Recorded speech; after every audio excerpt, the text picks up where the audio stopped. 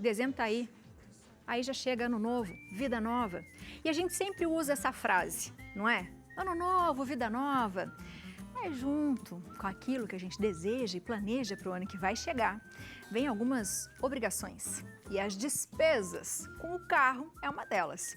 Afinal, além dos gastos mensais com combustível, manutenção, seguro, vale lembrar que na virada do ano a gente tem que pagar licenciamento, IPVA, multa, transferência, caso você consuma um carro novo, e o DPVAT, seguro obrigatório, que volta a ser cobrado em 2024.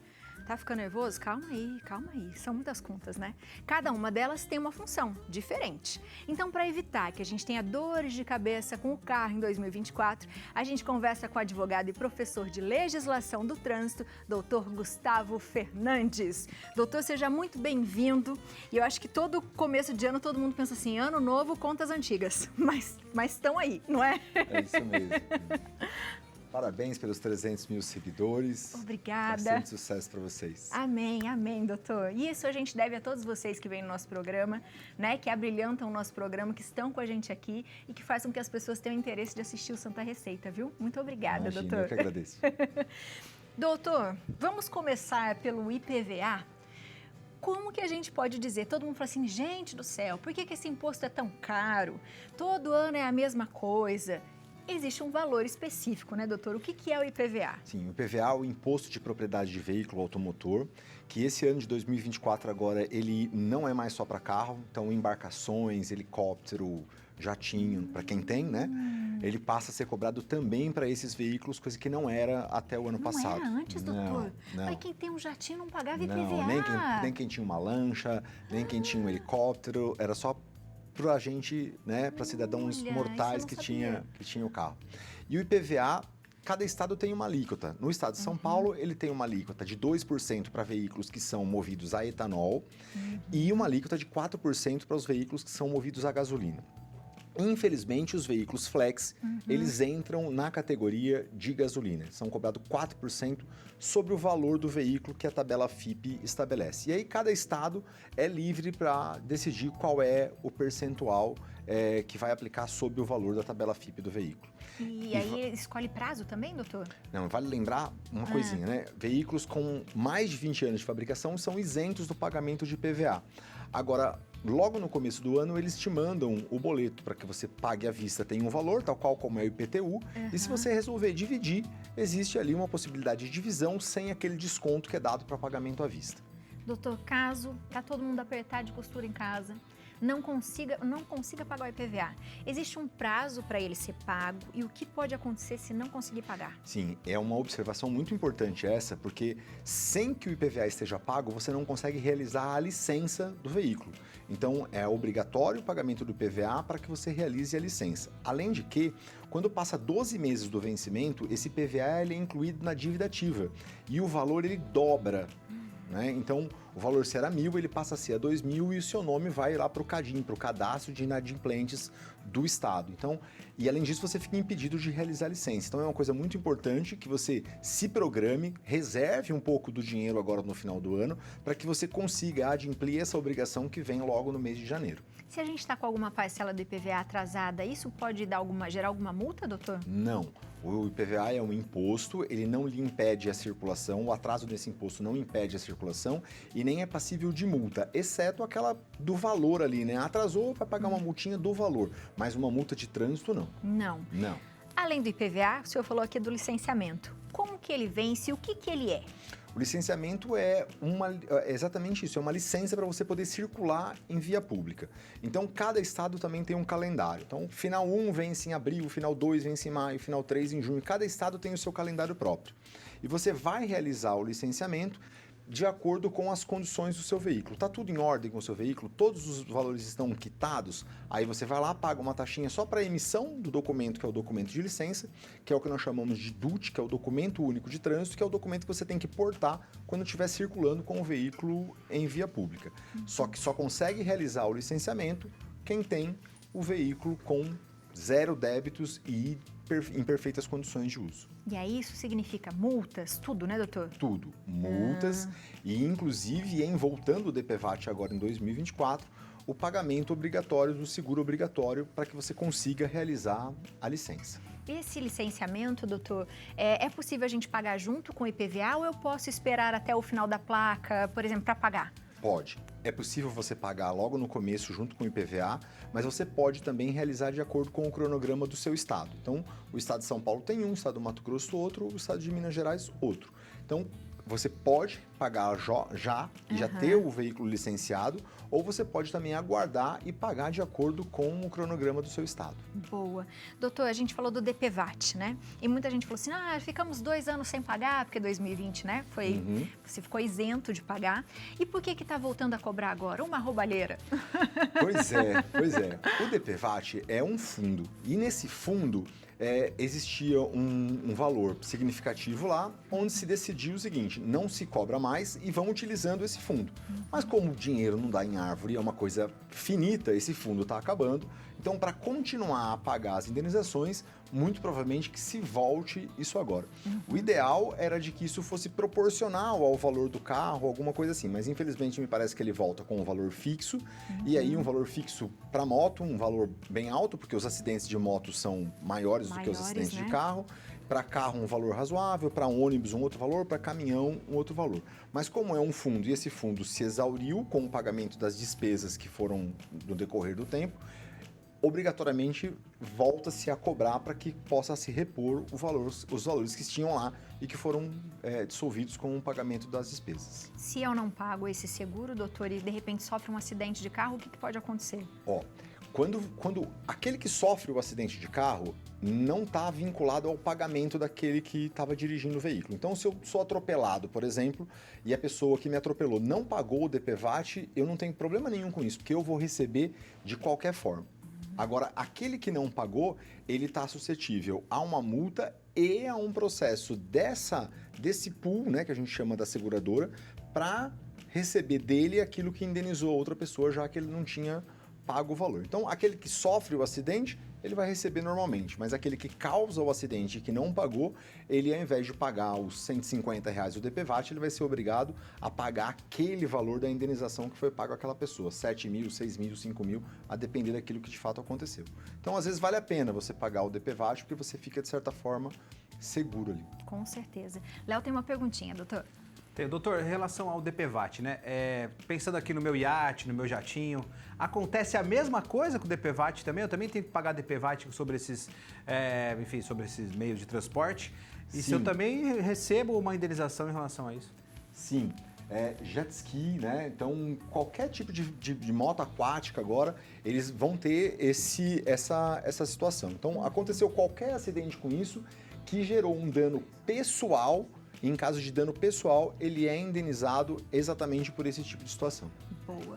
A gente tem, doutor, vamos entrar nesse assunto já, das transferências, porque muita gente, de repente, está querendo trocar de carro, né? Está comprando um outro carro, está vendendo um carro, e a gente já tem perguntinhas. Vamos para elas, Léo? Vamos ver aqui, temos perguntinhas para o doutor, vamos ver a perguntinha. Eu não tenho iate, não, brincadeira, só uma dúvida, é só uma pergunta mesmo. Vamos ver se tem perguntinha. Temos. Gabi, boa tarde, Léo, tudo bem? Se eu comprar um veículo 0 km e ainda rodar com ele sem placas até essa documentação sair, estou sujeito a ser multado? Boa pergunta, Boa viu? pergunta. Boa pergunta. E aí? A Obrigado. pergunta é excelente. Não só a ser multado, quanto a ter o veículo apreendido também. Né? Então, a legislação de trânsito, ela não tem um prazo definido dizendo assim, eu posso rodar com o veículo tantos dias sem placa. Mesmo com nota fiscal e Mesmo tudo? com nota fiscal. Isso vai do bom senso do agente de trânsito que lhe aborda. Então, se o agente de trânsito lhe abordou e percebeu que você está saindo da concessionária naquele dia indo, muito provavelmente ele vai dizer, não, tudo bem que eu sei que você está indo para casa. Mas passado de 24 horas, o risco disso é enorme. Isso não significa que nós temos garantia legal nas primeiras 24 horas, porque não existe lei que nos permita circular sem que o veículo esteja devidamente registrado e emplacado. Então, sem placa, não. Sem placa de jeito nenhum. Eu achei que tinha pelo menos, sei lá, 2 dias. Essas 24 horas que a gente fala, né, no senso comum, ele depende muito do bom senso do agente de trânsito que vai realizar a fiscalização.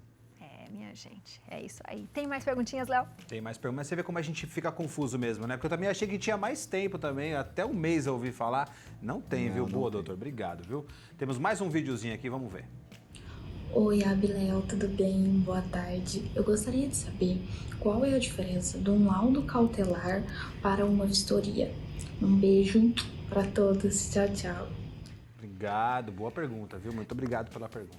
Essa pergunta é excelente, porque a vistoria, ela é realizada obrigatoriamente sempre que você vai transferir o veículo, ou de propriedade ou de município, ou ainda você alterou uma característica. O meu veículo é amarelo, eu pintei ele de preto.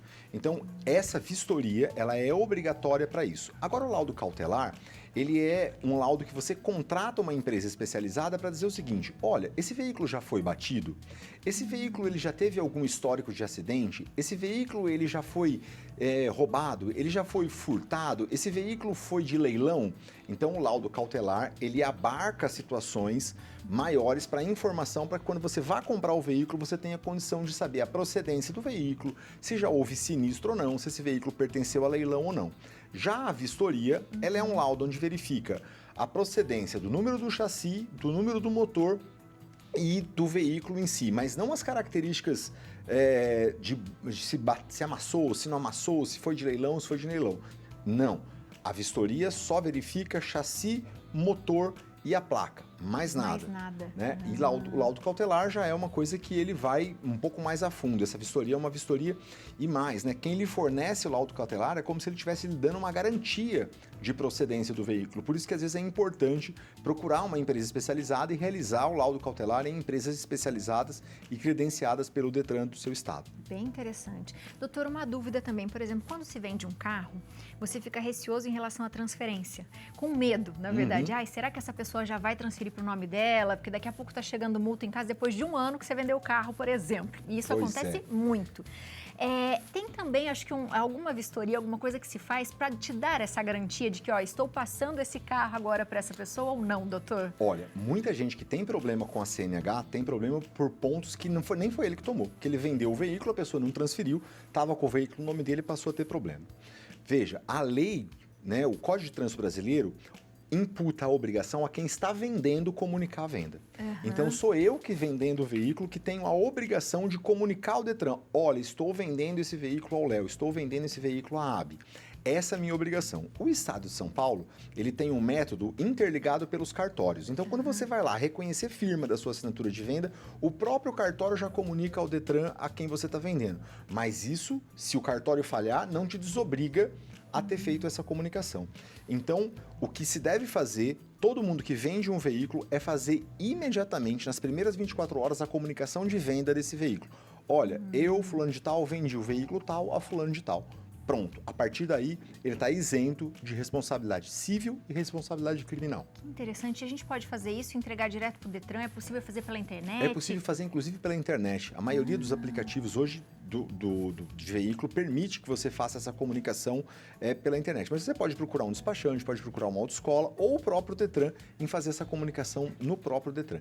Isso é muito importante para que você se livre das responsabilidades de multa, um atropelamento, uma colisão, né? Então, tudo isso o proprietário seria responsável se não comunicar a venda desse veículo. Interessante, bem interessante isso. Tem mais uma perguntinha, doutor? Temos mais uma pergunta para o doutor. Vamos ver aqui, ó.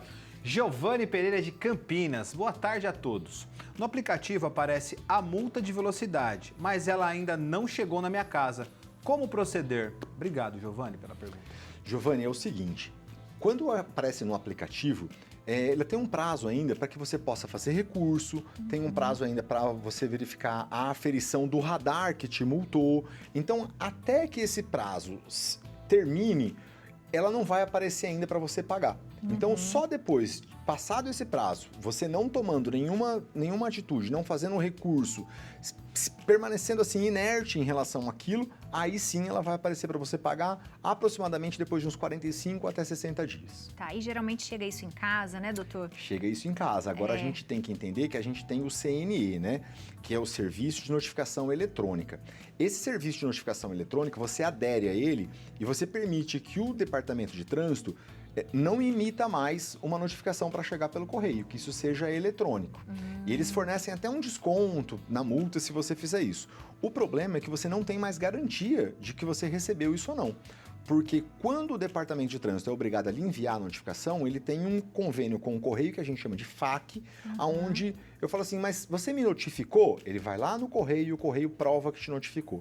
Quando isso passa a ser eletrônico, embora você tenha um desconto maior no pagamento da multa, você fica vulnerável porque você não tem mais prova de que você foi notificado ou não. Isso seria aqui no banco, por exemplo, doutor? Porque, por exemplo, o meu aplicativo do banco, às vezes eu viro, mexo, eu olho lá, se eu tenho multa. Ah, tem uma multa para pagar. Isso é o eletrônico? Não. Não, esse aplicativo, o CNE, né, o Serviço de Notificação Eletrônico, ele é pelo aplicativo do Detran do seu estado. Tá? É ele que vai te mandar um SMS dizendo, você foi multada. Pronto, se a partir dali, em 30 dias, você não pagar a multa, você perde o direito ao desconto e você também não pode mais recorrer com o argumento dizendo, eu não fui notificado no prazo legal. Doutor, se a gente não paga as multas, o que pode acontecer com a nossa CNH? Bom, o pagamento ou não das multas, ele não interfere diretamente na CNH. Ele vai interferir só no licenciamento do veículo. Tá? Mas o que acontece com o não pagamento das multas é a perda do desconto, que é significativo. Então, veja, um desconto normal é um desconto de 20%. Se você faz parte do CNE, o desconto pode chegar até 40% no valor da multa. Se você não paga no prazo correto, você perde um desconto significativo de 40%. Então, uma multa de R$3.000, você vai perder ali praticamente R$1.200, R$1.300. É um bom dinheiro. É um bom desconto. Doutor, depois que a gente paga todas as multas, passou de ano, vida nova com CNH em relação a pontos ou não? Não, essa é uma dúvida. As pessoas acham que o Papai Noel passa e leva os pontos da carta embora, né? Mas não é assim que funciona. Os 12 meses conta da data em que você foi multado. Então, se eu fui multado em julho, eu vou ter até julho do outro ano para computar essa multa aqui de julho desse ano para a somatória de pontos. Então, não é o ano letivo de janeiro a dezembro. Começa da data em que você foi multado. Minha primeira multa foi em julho, então até julho do ano que vem eu não posso fazer aquela somatória de 20, 30 ou 40 pontos, a depender da minha condição. Mas depois era? Depois era. Passou de um ano dessa multa, da data em que você foi multado, aí ela perde a eficácia para efeitos de cômputo para aplicação de penalidade. Perfeito. Quanta dúvida, né, doutor? A gente Pois fez é. um monte de perguntas para o senhor, porque acho que todo mundo aqui tem um carro, né? Sim. E fica pensando nos gastos, o que Sim. que a gente pode melhorar. Então, se planeja, né, doutor? Acho que essa é isso a aí. melhor forma, né? Sim, guardar um pouquinho do dinheiro agora para o ano que vem para poder pagar o DPVAT, o IPVA, a licença e tudo mais. E ficar seguro, andar em dia, né? Para você ficar tranquilo. Você de casa, se tem mais dúvidas, aproveita para fazer pergunta para o doutor e para seguir na internet, @Gustavo Fernandes Advogados. Só isso. Doutor, muito obrigada. Imagina, estou à disposição. E nós também, viu, doutor? Obrigado. Seja sempre bem-vindo à nossa casa. Obrigado, Abel. Obrigado, Léo. Léo, aprendemos bastante, hein? Não é não? Muito, né, Abi? É. Vou falar sempre tem dúvida, né? Carro sempre gera muita dúvida, a gente não sabe exatamente como que a gente vai proceder, a multa. Mas eu achei muito interessante essa questão do desconto, chegando até 40%. Bom demais, né, Abi? Gostei, viu?